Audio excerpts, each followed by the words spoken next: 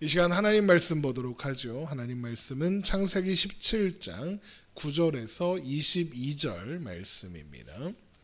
창세기 17장 9절에서 22절 말씀 우리 함께 보겠습니다.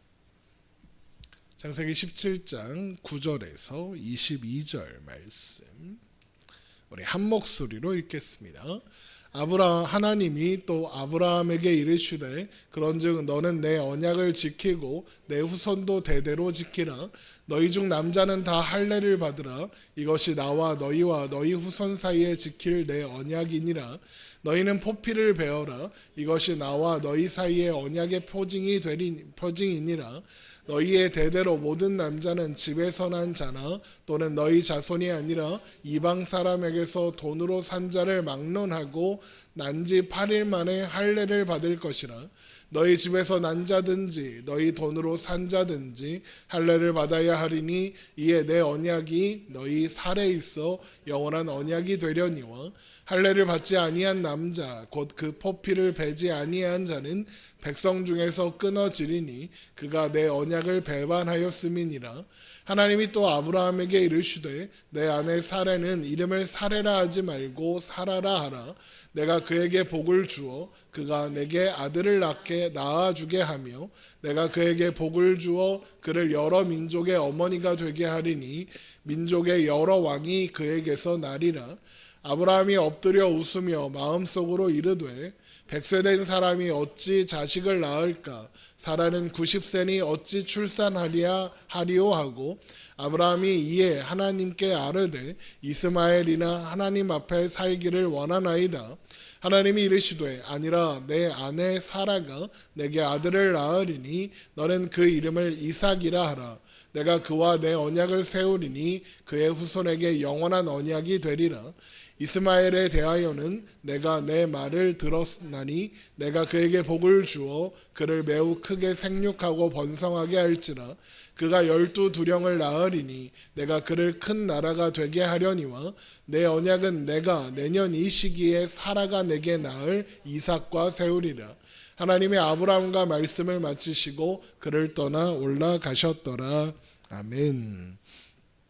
하나님은 하갈을 통해서 이스마엘을 낳은 아브라함에게 아브라함이라는 새 이름을 주시면서 하나님께서 그에게 주신 약속은 아브라함이 이루는 일이 아니라 하나님이 이루시는 일, 하나님이 되게 하시는 일이라는 것을 다시 한번 가르쳐 주셨습니다. 그런데 이제 내가 되게 하겠노라 라고 말씀하신 하나님께서 이제 아브라함과 그 후손들이 대대로 지켜야 할 언약이 있다. 그러니까 처음으로 하나님이 사람에게 무언가 요구하시는 이야기가 시작되는 겁니다. 창세기 17장 9절입니다. 하나님이 또 아브라함에게 이르시되 그런즉 너는 내 언약을 지키고 내 후손도 대대로 지키라. 하나님께서 아브라함과 그의 후손들에게 언약을 지켜라 라고 하시는데 그 언약의 내용이 무엇이냐? 할례입니다. 창세기 17장 10절입니다. 너희 중 남자는 다 할례를 받으라. 이것이 나와 너희와 너희 후손 사이에 지킬 내 언약이니라. 이렇게 되어 있습니다. 여기에서 할례란 남성의 음경에 있는 포피를 절제하는 예식인데 하나님은 이 할례가 하나님과 아브라함 그리고 그의 후손들 사이에 언약의 표징이 될 것이다 라고 말씀하십니다. 창세기 17장 11절입니다. 너희는 포피를 베어라. 이것이 나와 너희 사이의 언약의 표징이니라 입니다. 표징이라는 것은 겉으로 드러나는 증거다라는 의미입니다. 그러니까 할례는 하나님과 아브라함 사이에 맺은 언약의 증거다라는 의미가 되는 것이죠. 그래서 할례를 행한다라는 것은 곧 하나님의 언약을 믿는다, 하나님의 언약을 신뢰한다라는 의미가 되는 겁니다. 또한 그렇기 때문에 아브라함에게 속한 모든 사람들이 할례를 받아야 한다 그러시는 겁니다. 창세기 17장 12절입니다. 너희의 대대로 모든 남자는 집에서 난 자나 또는 너희 자손이 아니라 이방 사람에게서 돈으로 산 자를 막론하고 난지 8일 만에 할례를 받을 것이니라. 이것은 아브라함에게 속해 있으면 아브라함에게 속해 있는 모든 사람은 아브라함으로 인해서 하나님의 언약 안에 있는 사람이 되기 때문입니다.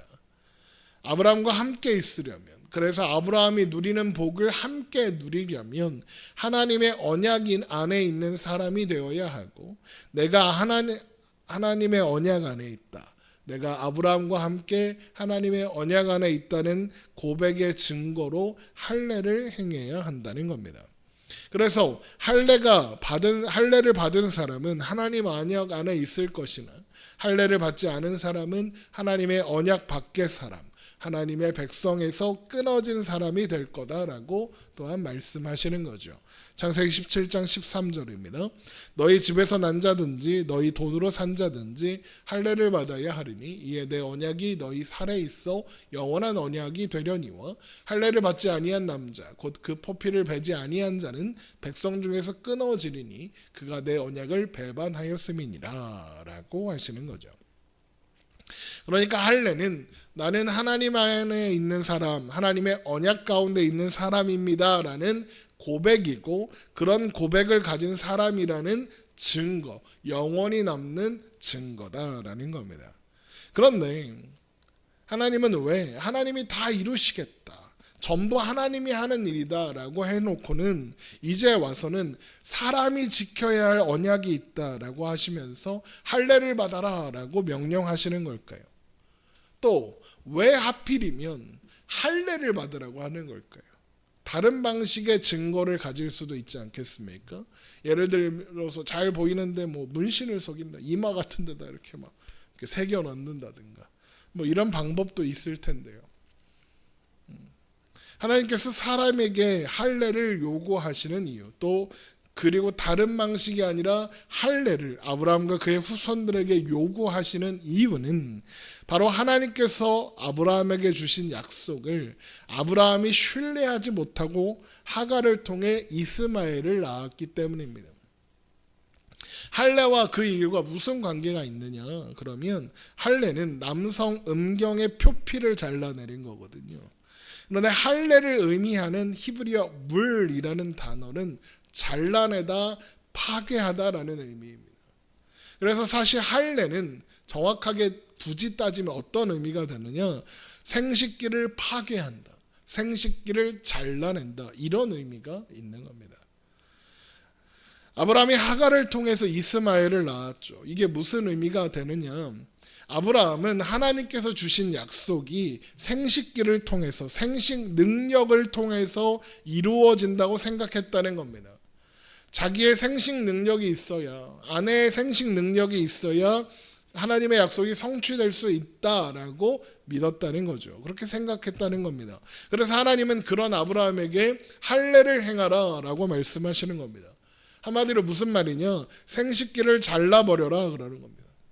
이게 무슨 의미겠습니까? 아브라함의 생각이 틀렸다는 겁니다. 하나님의 약속이 성취되는 일에 생식기는 필요하지 않다라는 겁니다. 그거 없어도 하나님은 하나님의 약속을 반드시 이루신다라는 거죠. 그러니까 할례는 하나님께서 주시겠다고 약속하신 번성이 생식기를 통해서, 인간의 육체를 통해서 되는 일이 아니라 하나님의 언약으로 되는 일이다라는 것을 고백하는 상징으로서 할례를 요구하시는 거고, 또한 그래서 할례를 행한다는 것, 그래서 하나님의 언약을 이루어 주신다는 하나님의 언약을 이루어 주신다는 것을 믿는다고 고백하는 사람이 할례를 받는 사람인 겁니다. 그래서 하나님은 언약의 표징으로서, 언약의 증거로서 할례를 요구하시는 거죠. 하나님이 원인과 이유가 되셔서 아브라함에게 하신 약속을 이룰 테니 너는 그 약속을 받았다는 표시로, 또 그 약속을 믿는다는 표시로 할례를 받아라 하시는 거예요. 또한 그래서 아브라함에게 속한 자는 누구라도 할례를 받아야 한다라고 했던 겁니다. 할례를 받지 않는다는 것은 하나님의 약속을 신뢰하지 않는다는 것이고, 그렇다는 것은 아브라함에게 속하여 하나님이 주시는 복을 받을 자격이 없다라는 의미인 겁니다. 그래서 모세가 이 할례에 대하여 뭐라고 하느냐? 신명기 30장 6절에 내 하나님 여호와께서 내 마음과 내 자손의 마음에 할례를 베푸사 너로 마음을 다하며 뜻을 다하여 내 하나님 여호와를 사랑하게 하사 너로 생명을 얻게 하실 것이다 그럽니다. 그러니까 겉으로 행하는 할례는 상징일 뿐이고 진짜는 어디다 해야 한다? 마음에 해야 한다. 마음에 할례를 행한다. 이게 무슨 의미겠습니까? 할례가 상징하는 바 고백. 하나님께서 반드시 하나님의 약속을 반드시 이루실 것이다. 그 약속은 내 힘으로 이루는 것이 아니라 하나님께서 그 전능하심과 신실하심으로 이루시는 것이다. 나는 그 약속을 신뢰한다는 고백을 가졌다라는 의미인 겁니다. 결국 할례는 하나님의 약속을 인정하고 하나님과 언약을 맺어 특별한 관계 속에 있게 되었다는 의미이며 거룩한 하나님의 백성이 되었다는 상징인 겁니다. 그래서 겉으로 할례의 흔적을 가지는 것과 상관없이 그런 고백을 하는 사람이라면 그 또한 할례 받은 사람, 그래서 하나님의 언약 안에 있는 사람으로 인정을 받는 겁니다.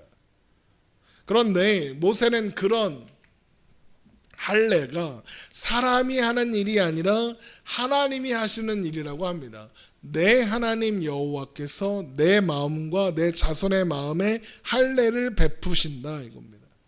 그래서 마음을 바꾸고 뜻을 바꾸어 하나님을 사랑하게 하사 생명을 얻게 하실 겁니다. 그러니까 하나님께서 우리에게 할례를 베풀어 주셔야 한다라는 이야기죠. 그러면 하나님은 그 일을 어떻게 이루실까? 하나님께서 우리 마음에 어떤 방식으로 할례를 행하실까요? 죄악으로 물든 우리의 마음이 어떻게 바뀔 수 있을까요? 예수님을 십자가에 못 박아서 하시는 겁니다. 골로새서 2장 11절입니다. 또 그 안에서 너희가 손으로 하지 아니한 할례를 받았으니 곧 육의 몸을 벗는 것이요 그리스도의 할례니라.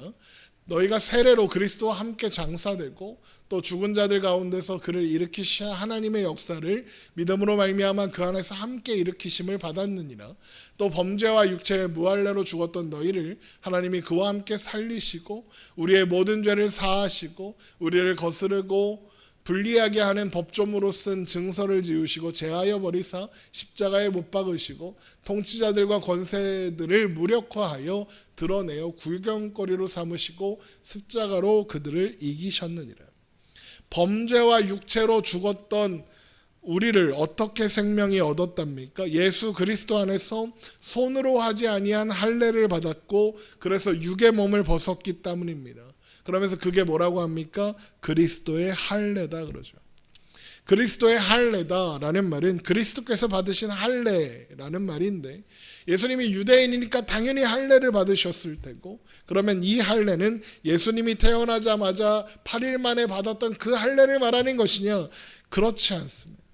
여기에서 말하는 할례는 예수님께서 십자가에 죽으신 것을 의미합니다.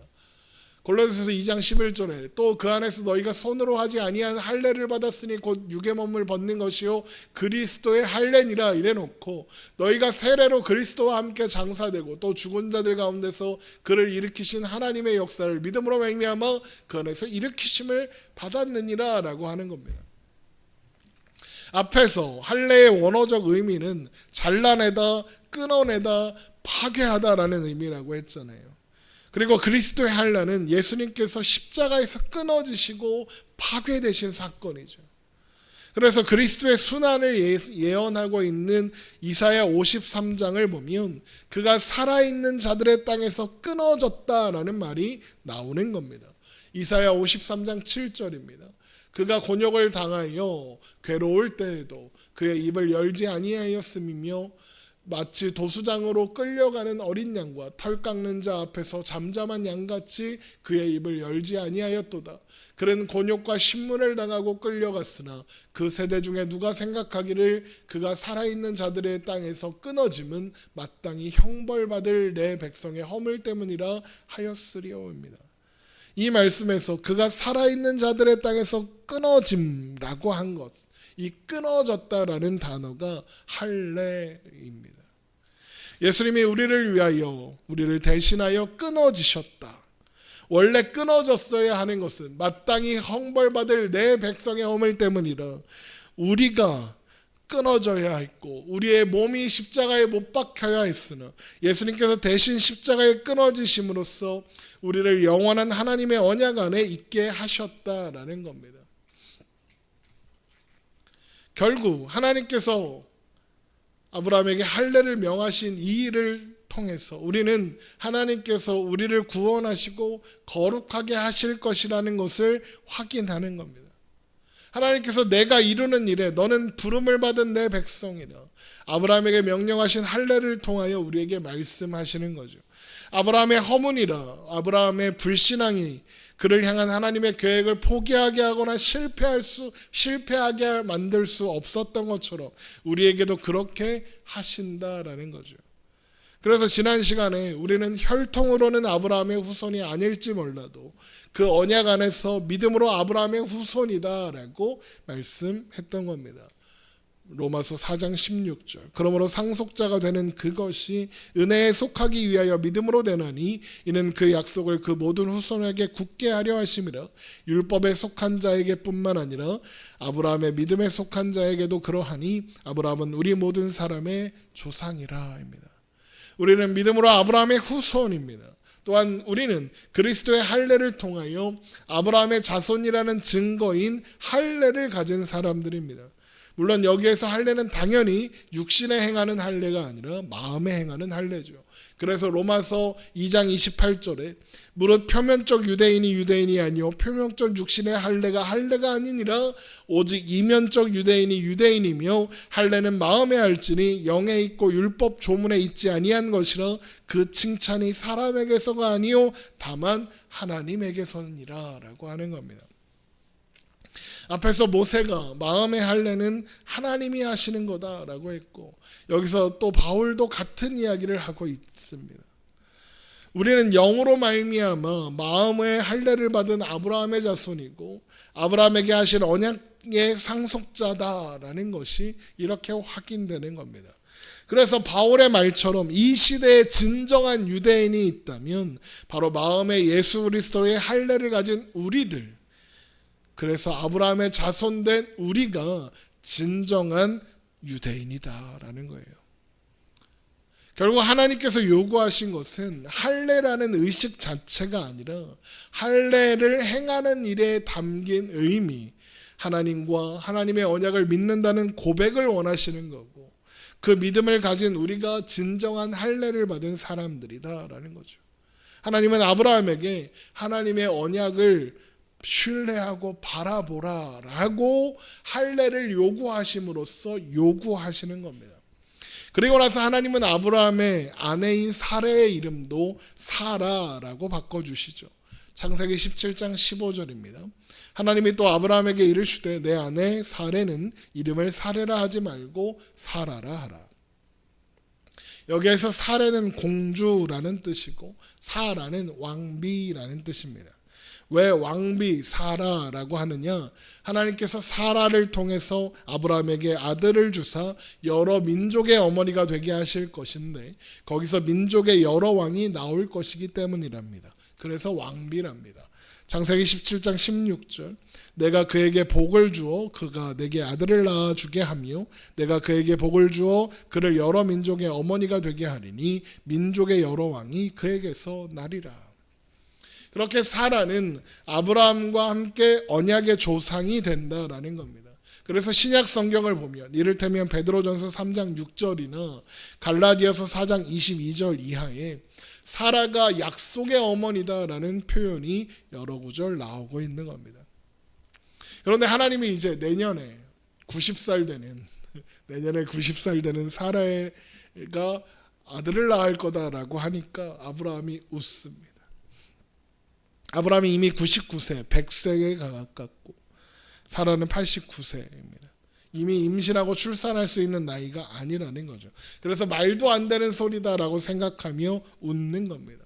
창세기 17장 17절 아브라함이 엎드려 웃으며 마음속으로 이르되 내 100세 된 사람이 어찌 자식을 낳을까? 사라는 90세니 어찌 출산하리요 하고.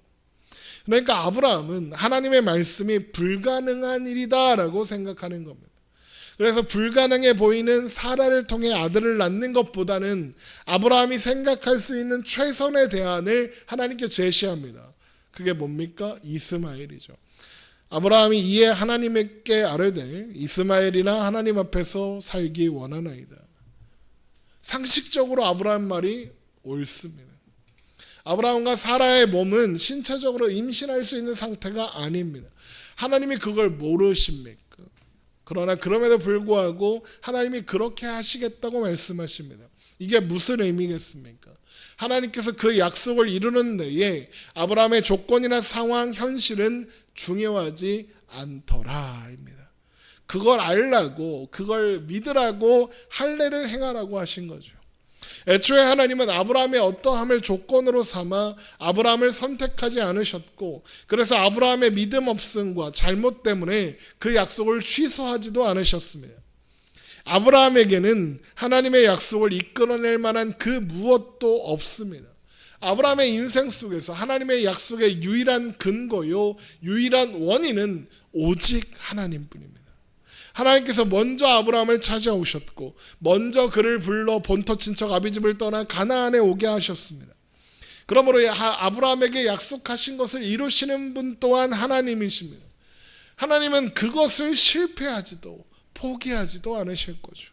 그래서 아브라함의 불가능이, 사라의 불가능이 하나님의 불가능은 아니다라는 거예요. 그래서 하나님은 이스마엘이나 잘 키우겠습니다 그러는 아브라함에게 그렇지 않다고, 사라를 통해 아들이 태어날 거고 그 이름을 이삭이라 하라고, 이삭이 하나님께서 아브라함과 세운 언약의 자손이라고 말씀하시는 거예요. 창세기 17장 19절, 하나님이 이르시되 아니라 내 아내 사라가 내게 아들을 낳으리니 너는 그 이름을 이삭이라 하라. 내가 그와 내 언약을 세우리니 그의 후손에게 영원한 언약이 되리라입니다. 여기에서 이삭이라는 이름의 뜻은 웃음이라는 뜻입니다. 아브라함의 허탈한 웃음을 진정한 웃음, 진정한 기쁨이 되게 하시겠다는 약속이 이삭이라는 이름에 담겨 있는 겁니다. 물론 이스마엘에 대한 약속도 약속대로 이루실 겁니다. 창세기 17장 20절, 이스마엘에 대하여는 내가 내 말을 들었나니 내가 그에게 복을 주어 그에게 매우 크게 생육하고 번성하게 할지라.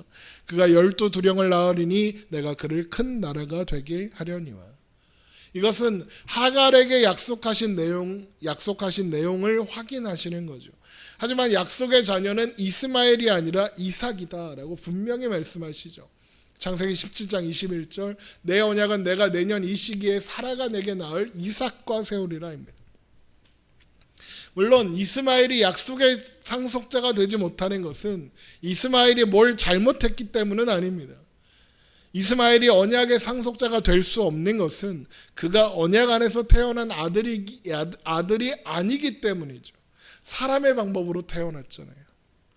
그러니까 언약의 상속자는 사람의 방법이 아니라 하나님 안에서 하나님의 방법으로 태어난 존재여야 한다라는 거죠.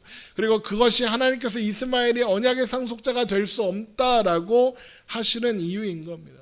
그러나 그렇다고 해서 이스마엘은 버림받은 자고 저주받은 자고 아니에요. 20절에 분명히 뭐라고 합니까? 내가 그에게 복을 주어 그를 매우 크게 생육하고 번성하게 할지라. 그가 12두령을 낳으리니 내가 그를 큰 나라가 되게 하겠다라고 말씀하시고 약속하셨어요.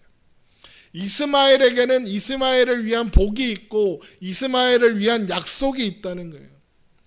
이스마엘도 하나님의 관심 속에 있다는 거예요. 이스마엘 무슨 뜻이에요? 하나님이 들으신다 아닙니까?